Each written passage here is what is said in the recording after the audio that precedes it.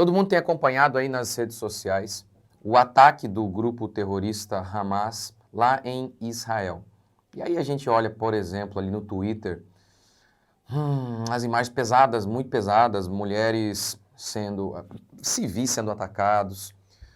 Tem uma imagem muito forte de uma mulher, um soldado, um terrorista, colocou ela na caçamba do carro, e ele ali em cima dela, a mulher, enfim, com a perna toda para cá, assim, um negócio horrível. Mulheres sendo sequestradas, crianças sendo sequestradas. Enfim, é o que a gente está vendo hoje. Israel declarou guerra. Eu fiz um videozinho sobre isso, um pouco sobre isso ontem. E hoje, neste vídeo, eu quero falar o seguinte. Qual é a origem disso, né, desse conflito entre Israel e Palestina e quem está certo? Uma pergunta que também sempre surge nessa hora é: Israel é o povo de Deus mesmo? Outra coisa que eu quero falar neste vídeo de hoje, a posição asquerosa da mídia e da esquerda quanto a tudo isso. É um negócio assim assustador, assustador. Então curta, comente, se inscreva, porque o vídeo de hoje está muito interessante. Espero conseguir aí falar sobre esse tema tão difícil, né? Então curta, comente, se inscreva e bora para mais um vídeo. Então vamos lá, vamos começar falando sobre a origem do conflito. Ora, a gente sabe o que a gente lê na Bíblia, Israel tomou Canaã. E no ano 70, no ano 70 da nossa era, o general Tito invadiu Roma, invadiu Israel, sitiou Israel um pouco antes, na realidade, e no ano 70 invadiu, destruiu tudo. Israel acaba sendo espalhado pelo mundo. E lá no ano 135, houve uma revolta dos israelitas no Império Romano. E o imperador Adriano, ele muda o nome ali de Canaã para, né, do que quando eles entram lá era chamado de Canaã, eles mudam ali o nome para Palestina. O imperador Adriano muda por quê? Ele queria aniquilar toda a memória de Israel, toda a identidade de Israel, ele queria aniquilar. E é impressionante, eu falei isso no meu vídeo de ontem, impressionante como que Israel, mesmo sendo espalhado pelo mundo, 1800 anos espalhados pelo mundo, eles mantêm a sua cultura, eles se mantêm. Assim, nações muito maiores sumiram do mapa e Israel se mantém. Eu falei isso no vídeo de ontem, como que isso já seria uma prova inequívoca de que o Deus bíblico é o Deus verdadeiro. Enfim, mas é isso que acontece. E aí, no ano 638, os árabes, eles conquistam a terra e vão ficando por ali um bom tempo. Os israelitas estavam, então, os judeus estavam espalhados pelo mundo, mas um homem chamado Theodor Herzl, lá nos anos 1900 mais ou menos, ele começa o que é chamado de movimento sionista, que é o quê? Eles acreditam que a terra de Israel foi prometida a eles, então eles querem voltar para a terra e julgando que seria a melhor maneira de eles se preservarem, já que eles eram perseguidos sistematicamente, sempre foram, né? Até uma palavra para isso, antissemitismo. Então eles começam a ir para a terra, o que é hoje chamado de Palestina. E nessa época, a terra era controlada pelo Império Turco-Otomano. E o que se relata é que não tinha nada, lá era só deserto, era pântano, o negócio não era terra que mana leite e mel de forma alguma. E o movimento sionista ele começou a crescer, e o pessoal com esperança. E aí veio a Segunda Guerra Mundial. De cada 3 judeus na Europa, 2 foram mortos. A gente sabe do famoso Holocausto, mais de 6 milhões de judeus foram mortos. Mais motivo para que eles voltassem para a sua terra, já que estavam sendo perseguidos sistematicamente. Enfim, e aí o que acontece é o seguinte, lá em 1948, a ONU, ela decide a partilha de Israel. Uma parte ficaria com os judeus e a outra parte ficaria com os palestinos. Mais ou menos metade para cada um aí. Israel aceita. Os árabes, entretanto, não aceitam a partilha e já acontece a declaração do Estado de Israel e imediatamente os árabes se reúnem para guerrear contra Israel. E assim, de maneira miraculosa, porque Israel não tinha exército, não tinha nada, boa parte deles vinham lá da Europa, fugidos de Hitler, fugidos da Alemanha, sem exército, eles eram impedidos de fazer negócio, havia um boicote, e foi um milagre. Eu já falei isso também em outro livro, em outro vídeo aqui, um milagre de Israel. Vamos ver se a gente deixa aqui no finalzinho para vocês. Mas se só colocar aí, Rodrigo Mussolini, um milagre de Israel, você vai ver esse vídeo aí em que eu conto mais esses detalhes. E aí depois houve também a Guerra dos 6 Dias, em que Israel venceu todos os seus inimigos, e assim, mais que triplicou o seu território. Então, esse é um pouco aí um apanhado bem rápido aí sobre um pouquinho da história aí desse conflito, dessa tensão entre eles. E a história, hoje, como que está hoje? Há duas Palestinas, uma mais ao norte e uma mais ao sul.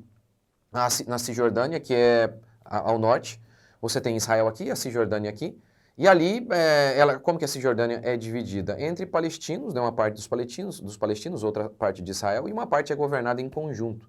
E pessoas que moram lá, o que eles falam é o seguinte, um israelense, ele vai à Cisjordânia, eles têm um convívio muito bom, e o que eles dizem é o seguinte, a maioria deles ali, eles querem viver em paz.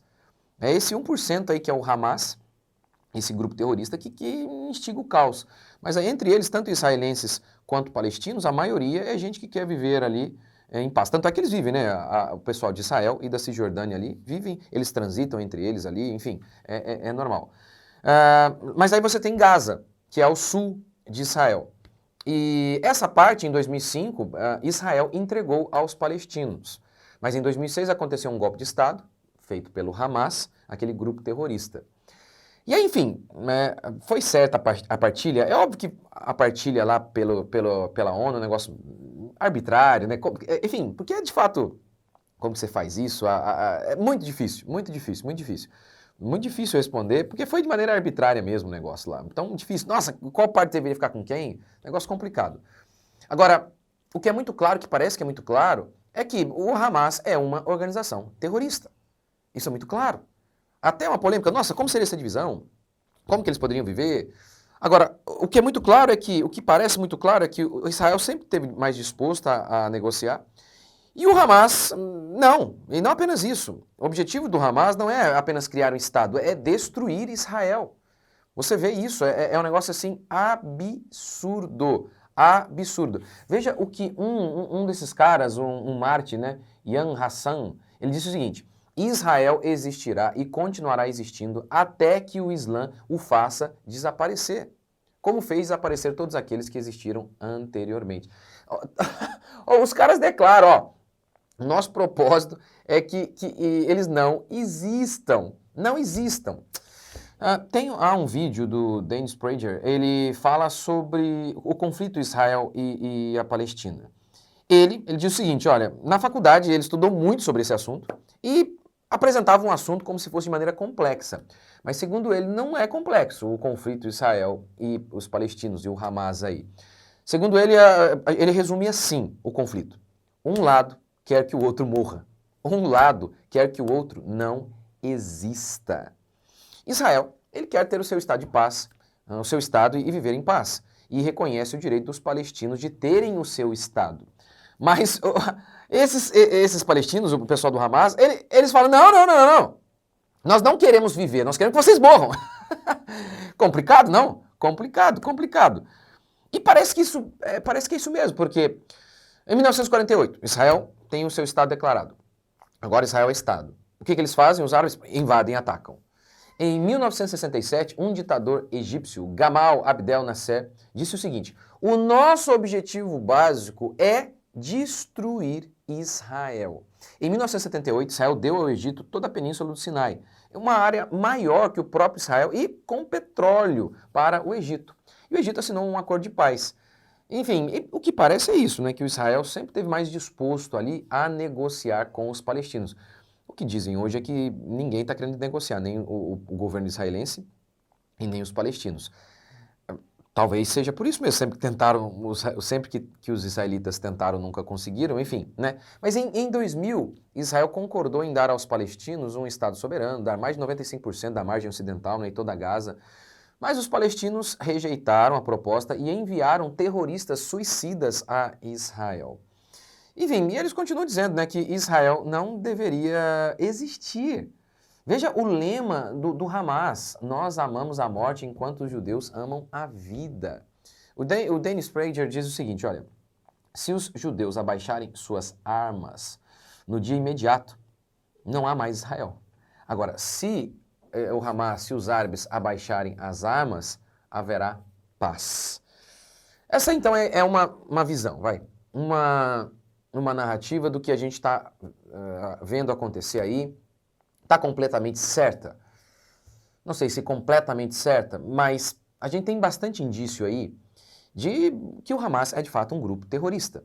Eu me lembro de assistir a um vídeo, e o vídeo o cara explicava, eu não lembro quem, é ruim citar essas coisas que você não lembra todos os detalhes, mas enfim, que Israel, ele, quando o Hamas ataca, e aí Israel vai se defender, contra-atacar.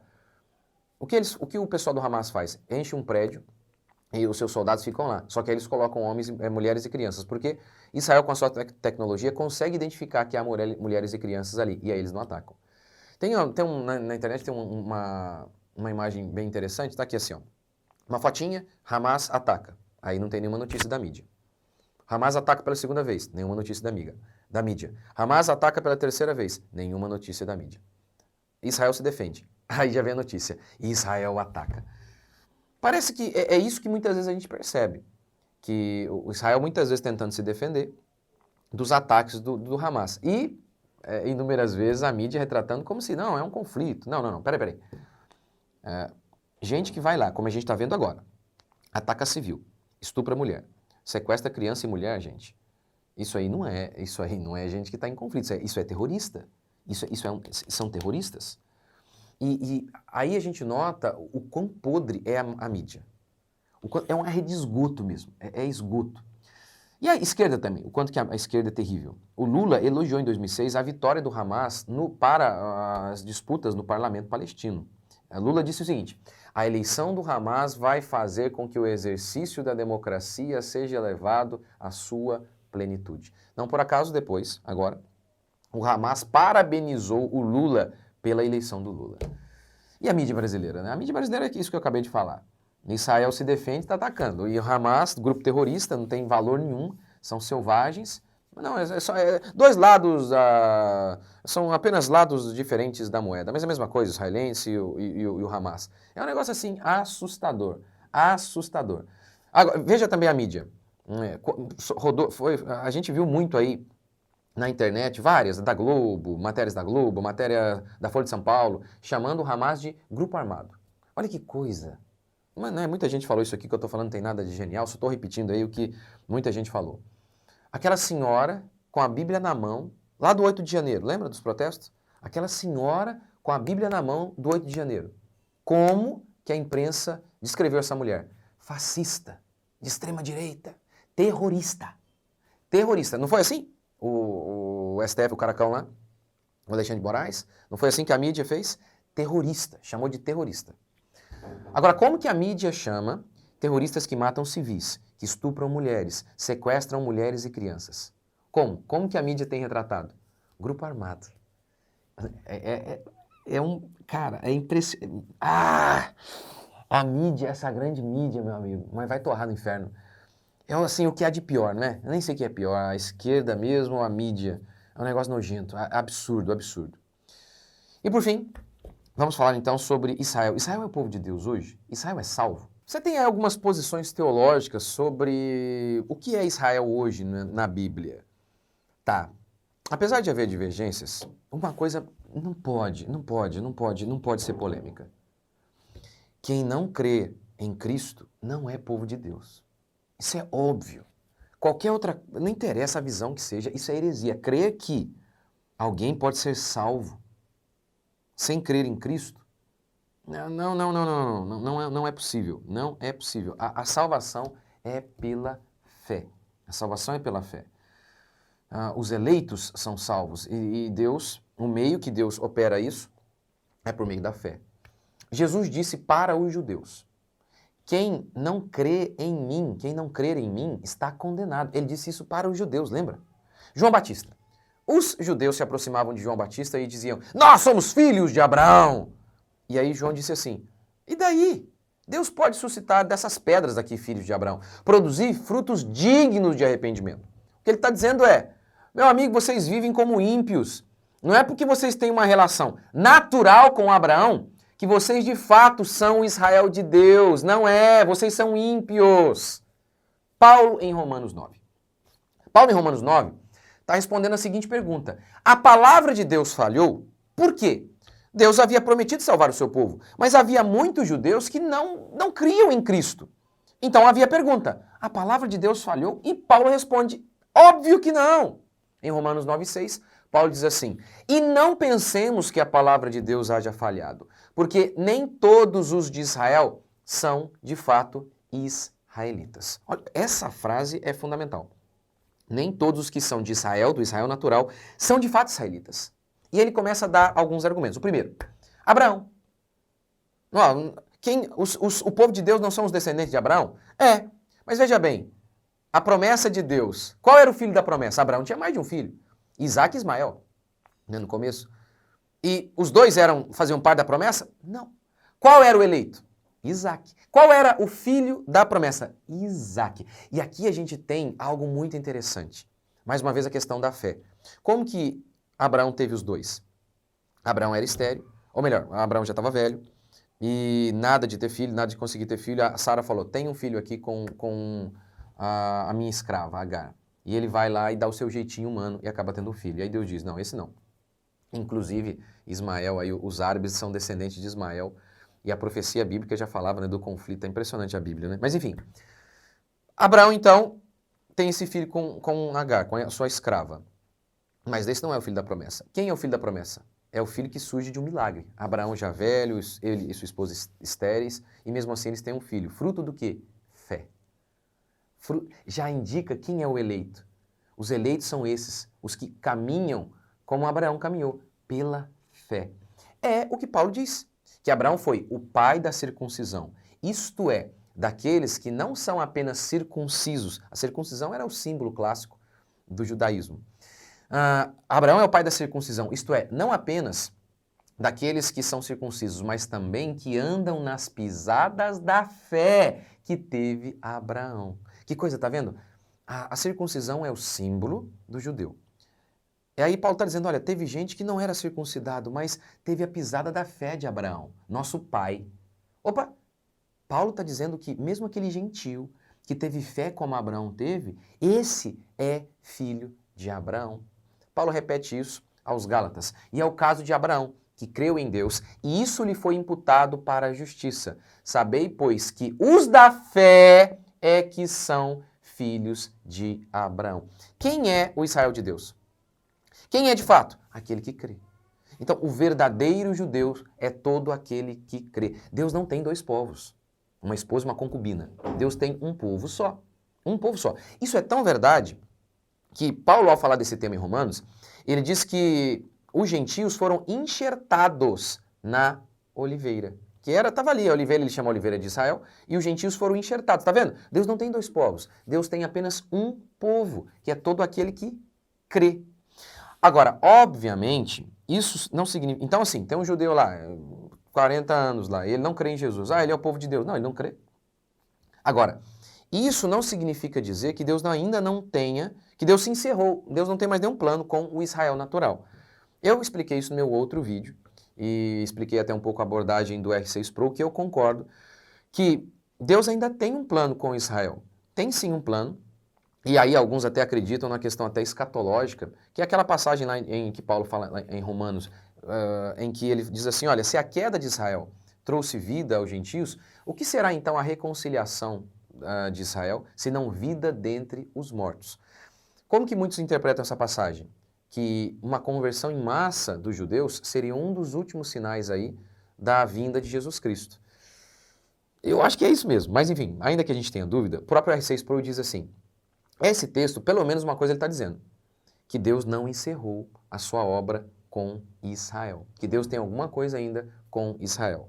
Então, primeiro, vamos lá, é crente aquele que crê, esses eleitos aí que creram, essa é a base da salvação, é a fé, é o fato de que o homem teve fé. Isso é a grande evidência, melhor dizendo, a evidência da salvação. Deus nos elegeu antes da fundação do mundo.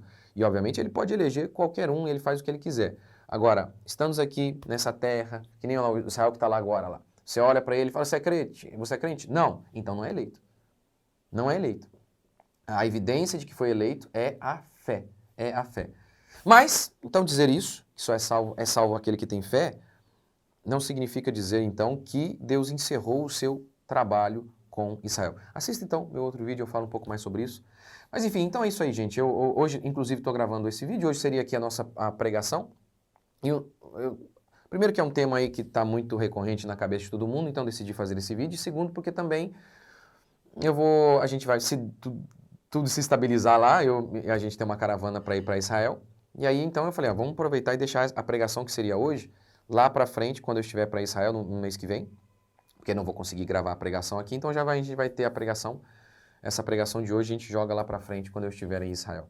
Mas enfim, é isso aí. O que você acha? Deixa aqui o seu comentário. Se você tem não, pastor, a visão escatológica minha é assim, assim, assado. Você está errado aqui, pode deixar o seu comentário aqui. Fique à vontade. E, enfim, né? Tudo isso que está acontecendo é uma coisa muito triste. É óbvio que é muito triste. Mas no final está tudo aí debaixo do controle de Deus, como Jesus já falou lá em Mateus também, que haveria guerras. É chamado disso, né, o princípio das dores. É interessante quando Jesus fala sobre isso, sobre questão de guerra e rumor de guerra, porque na época em que Jesus fala sobre isso, havia uma paz romana ali, né? Os romanos dominavam, ninguém imaginaria quem vai levantar contra os romanos. E, enfim, a história do mundo tem sido exatamente como a Bíblia declara, né? Impressionante como que as profecias bíblicas, a cada dia elas se cumprem. A cada dia se cumpre mesmo, e o próprio Israel, né? Que Deus daria a terra para Israel, e está aí, Israel está aí. Quem imaginava? 1800 anos depois, Israel eles acabam voltando para sua terra. É assustador as profecias bíblicas se cumprindo, e quem podia imaginar, né? Um povinho daquele tamanho tão minúsculo sobreviver. Como eu disse, lá em Romanos, Paulo fala que está mostrando ali claramente que Deus ainda tem uma obra na vida do Israel natural. E para que isso aconteça, Israel tem que estar vivo. É assustador, gente, que culturas poderosíssimas como os romanos, os gregos, os babilônicos, sumiram.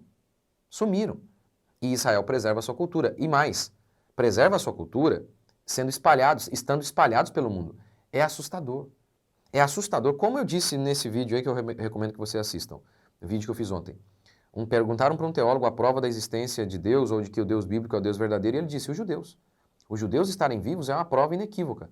Porque se Deus ainda tem algum projeto com eles precisam estar vivos para que Deus cumpra. Se Deus ainda quer salvar judeus, eles precisam estar vivos. Então é assustador.